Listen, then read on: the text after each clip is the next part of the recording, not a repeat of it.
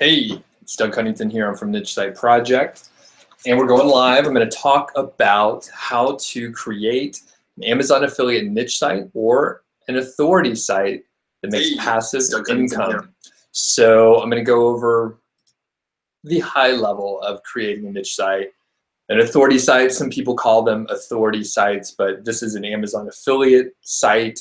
I'm just going to cover the high level, the 4-step, pretty basic, how to get started with online marketing and affiliate marketing in general. So if you are a frequent watcher of the live streams here, this will be a more I guess beginner oriented. Sometimes I go really deep into the nuances of a niche site or an authority site out there, and people like Fuck, what's up? Thanks for joining. And David, thank you for joining as well. If this is like the 101, this is like niche site 101, affiliate marketing 101. And it's primarily going to be oriented around Amazon Associates and the Amazon Associate Program. And if good people, I see we got, we're starting to get more. There's up to 5 people on here now. We have Rohan. What's up, Rohan? If you good folks could just hit the like button, the little thumbs up deal. This is actually part of a little experiment that I'm going to try. I'll tell you about it in a week or two. And hopefully, I'll start being able to show up on time. But that's another story. Leah, what's up? Thank you for joining. Yeah, thanks for everyone for hitting the thumbs up. That'll be awesome if you hit the thumbs up. It will help the experiment, I think. So, all right, we're getting more and more people. Again, I'm going to cover like David said, it's niche sites 101, authority sites 101. This is like the high level 4-step process to create generally a passive income source using internet marketing and essentially the Amazon Associate Program. Thanks, David, for clicking like. Dennis is on also.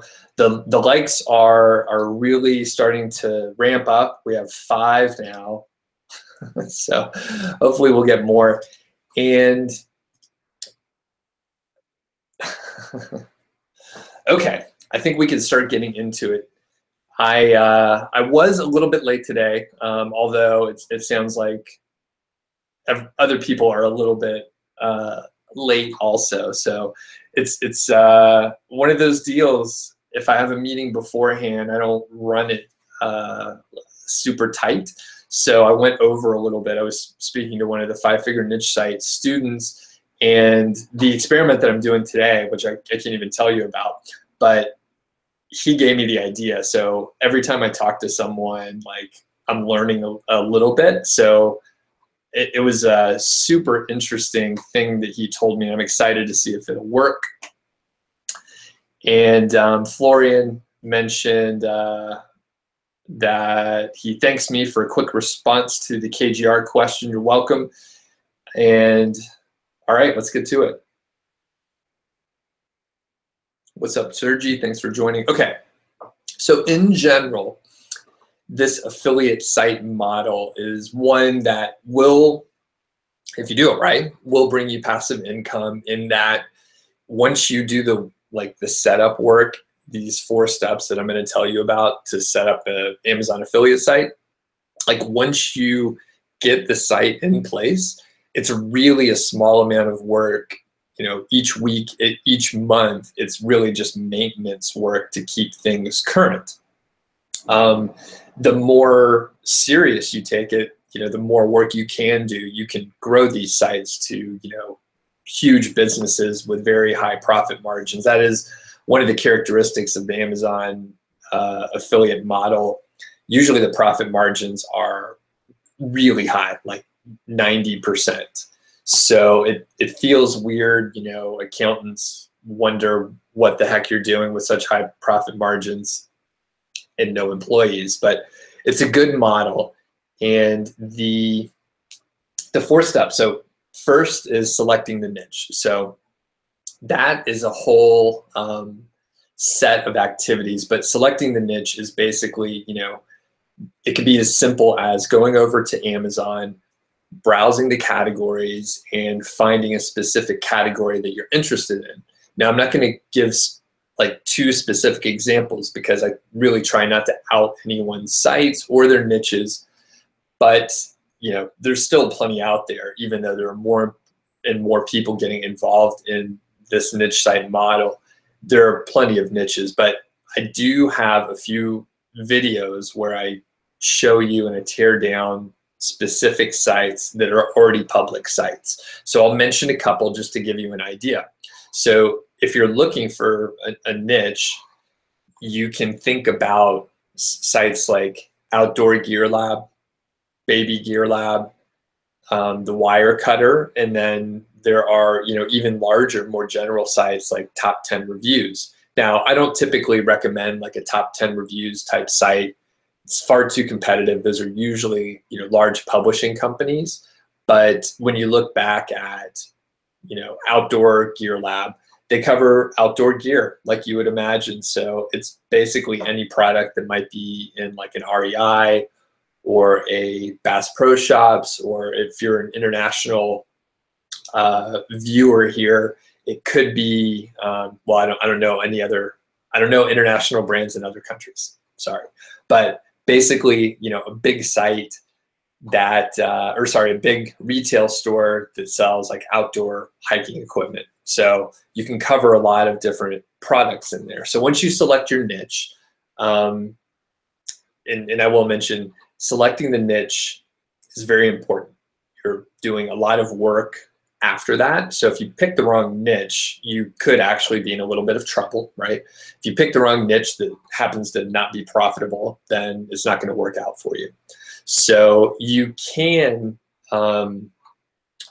get a really good idea of what a profitable niche is by looking at the fact that there are other sites out there. Given the fact that I mentioned Outdoor Gear Lab, you could assume that outdoor equipment, any of the products that they list on their site that they're reviewing, those are profitable like products that people are buying online. That's why they have content around it. So there are a few videos that I could recommend on my channel on keyword research, and those keyword research live training webinars can point you in the right direction for narrowing down and figuring out like specific keywords to go after for the niche. So that's part 1, selecting your niche. Part 2 is setting up your site. Luckily, this is actually a fairly simple part of the process. Even if you've never created a website before, I hadn't. I've never used, when I first started 4 years ago, I never used WordPress before. I didn't know really anything about niche sites, and I bought a hosting account for, I think like about $5 a month or so from Bluehost, and set up WordPress with a 1-click install, which took about 5 minutes or so. And then after that, I used the WordPress 2012 theme. This was 2013. I used the 2012 theme with a white background, black text. I think it was like 14-point Arial font, and a little header that had the name of the site. So super basic, super fast. Setting up the site is pretty easy, and from there, I publish content, right? So at that point, using WordPress and publishing content is like using a word processor. You format the content, and you can add some pictures in there. It's pretty straightforward. So there's nothing really hard about setting up the site. A lot of people will ask about themes, and it doesn't matter, to be honest with you. The theme doesn't matter. People will say that there are big advantages to having something like Thrive themes, which personally I think Thrive themes is like a little overkill. There's a lot of options in there, and for the most basic goal of publishing content, Thrive themes is too much. It's a little pricey. It's a monthly fee situation, so it's something you have to pay for each month, or you like lose support. And from my perspective, because you have all those options with Thrive themes, it ends up being a little bloated, a little slow, and I would much prefer like a fast site that just displays the content. All the bells and whistles, the ability to format the content in a sexy way, making the, creating buttons and having text boxes, like I don't know that it really helps. So, okay. I see a couple people hopped on. Sergi, what's up? Fahid, thanks for leaving a like there. Really appreciate it. And David does say he likes Thrive. So it is, for certain people, they love it and they like the ecosystem. You basically can get like a full marketing funnel set up with Thrive, but in the most basic sense, you don't need it. So Dennis says, Thrive is great for those that don't know any HTML coding. So yeah, Thrive has its advantages for sure. But when it comes down to it, the theme doesn't matter. I will say that, if you have the budget, check out Thrive. The themes look pretty good. They're clean. I think there's too many options in there. The other part is there are a few themes that are optimized for Amazon affiliate sites, like the Ultimate Azon theme. I think there's one called Azon Authority. A couple of my friends each own those two, competing themes. They're both good and they're both optimized for Amazon stuff. So those are worth it to check out. They're actually like great bargains in general, and they're worth checking out if you are, if you have the money to invest. It's worth it to check it out. And I see we have quite a few viewers, and I will mention again, if you have a second, if you're, enjoying watching this, or even if you're not enjoying, if you have the opportunity to hit the like button down there, the thumbs up, I would really appreciate it. And next, so part one is a recap. Part one, you pick your niche. You should, consider the keyword research around that. There's some free training around that on the channel, so you can check it out. Number two is to set up your site, which is pretty, it's fairly straightforward. Even if you're not a WordPress developer or anything, it's pretty easy to do this stuff. And if you wanted to, again, if you had the budget, you actually could hire someone to set up the site for you, and it probably would be pretty cheap. But I think it's probably a good learning experience to get that on your resume, that like how to use WordPress. Third thing is publishing content. So if you're a fan of Niche Site Project, which I hope you are, it is the theme. Content is the theme of a series that I'm doing right now. So, content's a huge part of my sites. I am going for more of a volume play for content versus, having a few posts that have a lot of backlinks to it. I'm publishing a lot of posts which do not have many backlinks. The content in general is going to be built from those keywords that we talked about briefly in part one. So if the keyword was, I always use examples from my desk because I'm not creative. If it was Post-it notes, pink Post-it notes versus orange Post-it notes, the content would be comparing the two and going through the pros and cons, probably some pictures of them, maybe using them in action, talking about if the adhesive is better on the pink ones or if it's just in your mind and the orange ones are pretty much the same except a different color. And you can go deep on this stuff. So with the content, you write it naturally, right? You don't want to do any keyword stuffing. You want to have a good hook. You want to structure it in the beginning so people are interested in finishing the article and hopefully helping them make a decision to purchase or not purchase something based on your recommendation. Now, a few things to note about the content. You should use images, right? So you should use images. You should put captions on those images and alt tags. All of that stuff should be keyword rich, right? So in the file name of the image, you have the opportunity to place the keyword in there.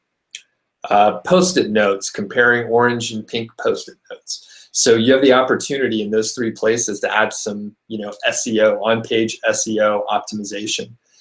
You could also, go over to YouTube find some videos related to the topic, take the embed code from YouTube and place it in the post. So now you're showing Google that you are putting a video from their ecosystem, right? So YouTube is owned by Google, and then you're able to get that extra bit of relevancy and hopefully providing value to the visitor who comes to your page based on that content within the video. So that's another good thing. From just a formatting perspective, right? I came from a corporate background, and I would write boring technical stuff, and a lot of times that ends up just being like walls of text without a lot of subheadings, images, or videos. Turns out when you publish stuff on the internet, people are distracted all the time, so people also skim quite a bit. One thing or actually a few things that help your post be skimmable is to place subheadings, right? Lots of subheadings. If you're familiar with WordPress, these are going to be like H2 and H3 tags. So if you put those subheadings in, it helps people skim, and it also breaks up the text. So it's not just a big wall of text with a couple line breaks. It's different size fonts that catch people's eyes. You have images, and people tend to read captions, so you can have all that on your page. And then the two other things is to have numbered lists and bullet points. So again, that's a really great way to summarize information. You could have a list of items. Sometimes you want it to be numbered, like if it was a process, and sometimes you just have the bullet points if it's maybe like a list of technical specifications about the product. So that covers content. And again, I sort of focus my content plan around a volume of content based on the keyword golden ratio. Again, you can check out the keyword golden ratio. If you search for it, you should find my video right away. I made it up, so mine should be at the top, I hope. And the content portion, again, there's a free training, a webinar on my channel about content plans for niche and authority sites. And it talks about, essentially scaling up the process of, from when you write it yourself. Like I started out writing the content myself, and then, slowly hiring a writer, and then maybe a couple writers, and then maybe an editor to really help you ramp it up. There's only so much you could write.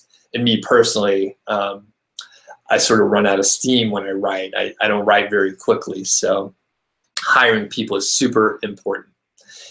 And I will pause before we go to the fourth and final step and say hello and see a couple other people ask questions. So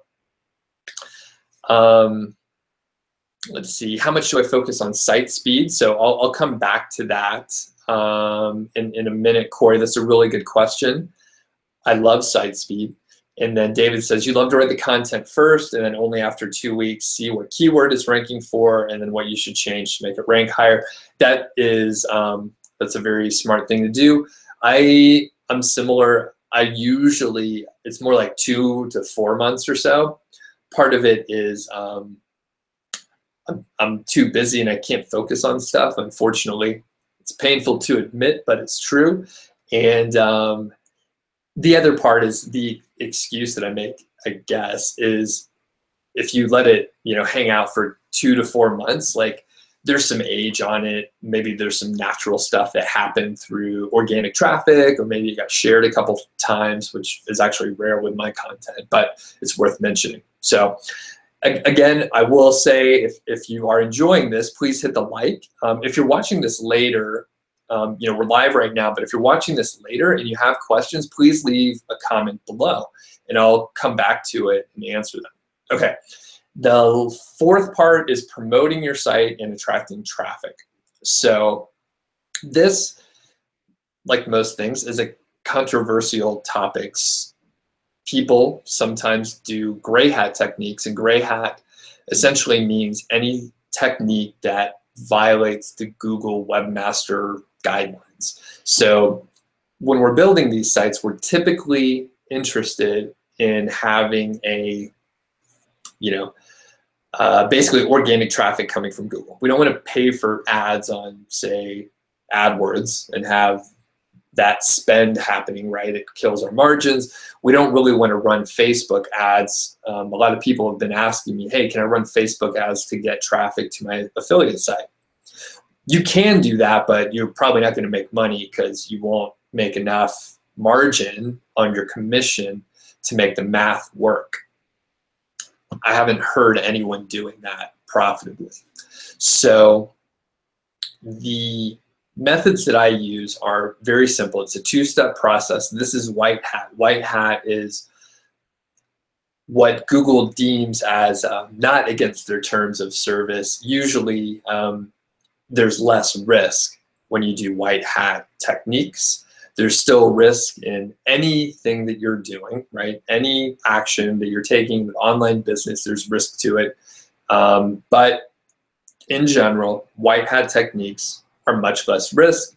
And when you actually sell those sites, if you want to sell a site, you probably will have more interested buyers. You will probably get higher offers and more favorable offers in general.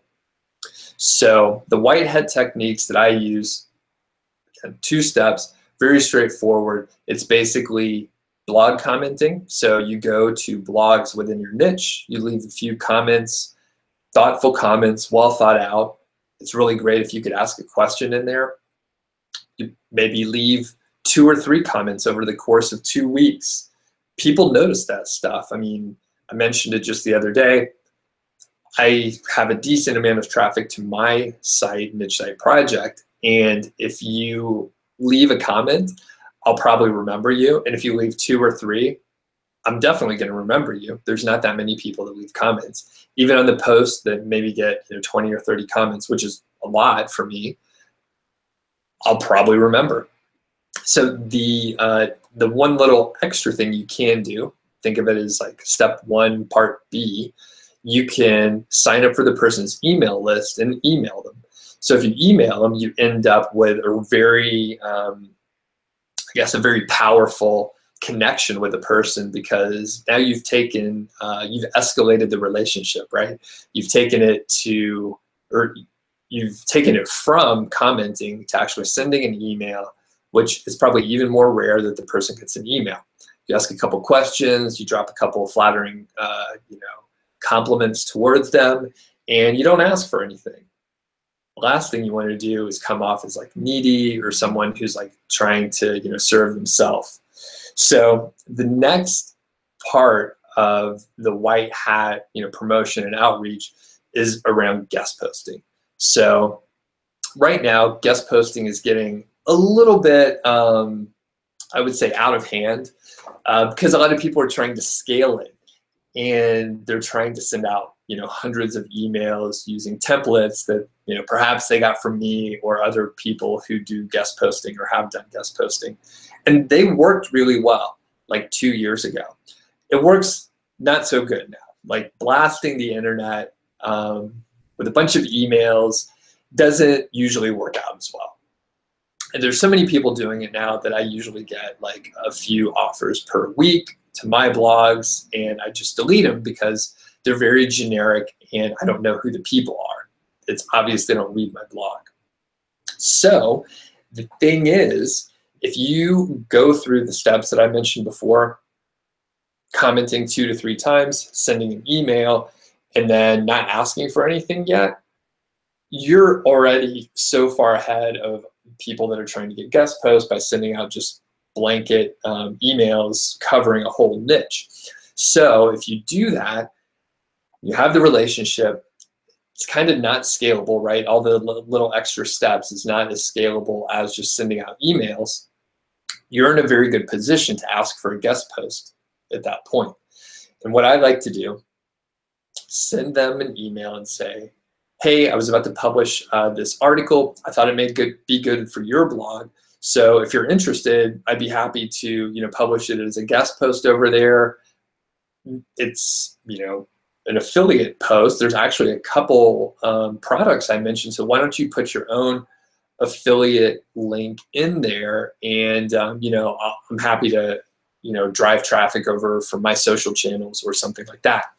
And usually if you've gone through the multiple week process of becoming friends with a person, you're probably going to get a pretty good answer. They'll probably accept your guest post. You're going to leave your links in. I mentioned this yesterday in one of the other live streams about getting links to affiliate content.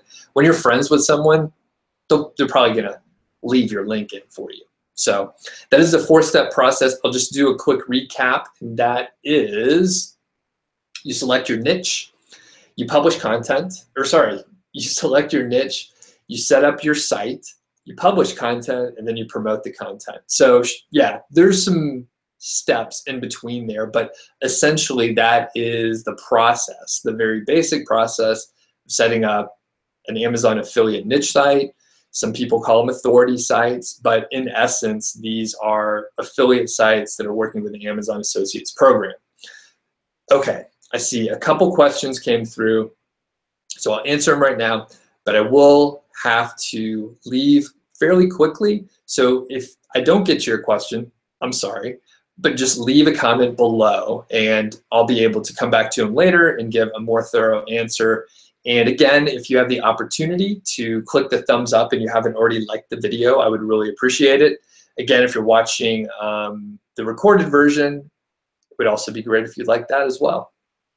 Okay, so Corey asked, how much do you focus on page speed?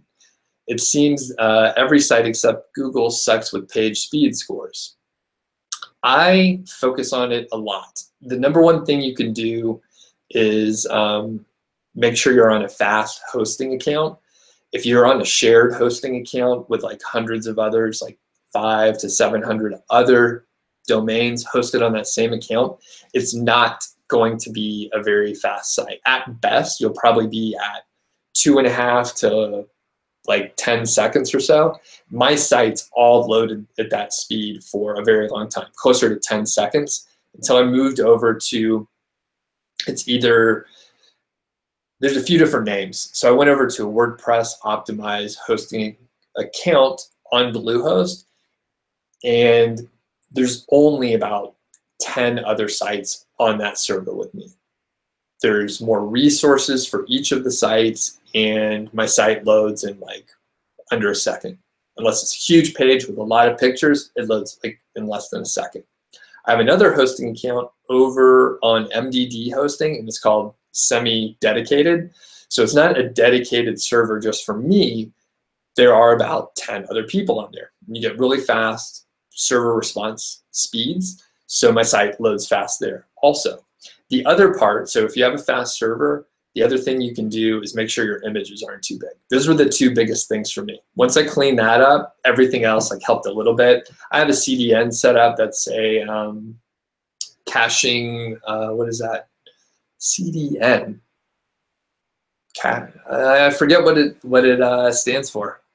But anyway, it speeds up your site. It's only about like a few bucks a month. So I think I pay about $7 for a few sites that are cached for me. And so I like site speed and I like to geek out on site speed, but once it's set up, I usually don't worry about it. And typically, if you have small images and you have a reasonable theme, it will load fast. Okay. And Corey talked about setting up a PPC campaign on Google just to see what would happen. So you actually got 3 clicks and a couple clicks to Amazon. So yeah, that's an interesting way to get a little traffic, especially if you just publish a page.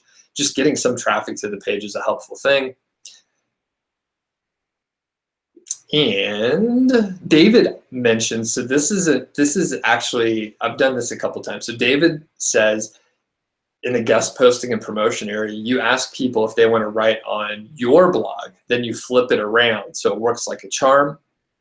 And basically, I mean, that's a really cool thing to do. Some people will take you up on the offer. They'll say, hey, yeah, I'd love to guest post. That's a cool thing. And then, you know, at that point, if you ask them if you could guest post on their site, the rule of reciprocity kicks in and like they'll probably say yes. So that's awesome, David. The other thing is sometimes people will say, hey, I'm just too busy. I don't have time to write, but if you want to publish something on my site, that would be cool instead. So that's, I forgot about that little trick, David. That's really awesome. As we go on, sorry, the garbage truck is going by, so if you could hear that, it is just right outside my window, apparently. On the site load time, David talks about using a plugin for lazy loading images, and that brings me to another idea, and that is not to have too many plugins. So I typically don't have, I try and keep it to 10 plugins or less, and if there is something that I think is really necessary, I'll like challenge myself on it. Like, do I really need a table plugin that helps me make tables?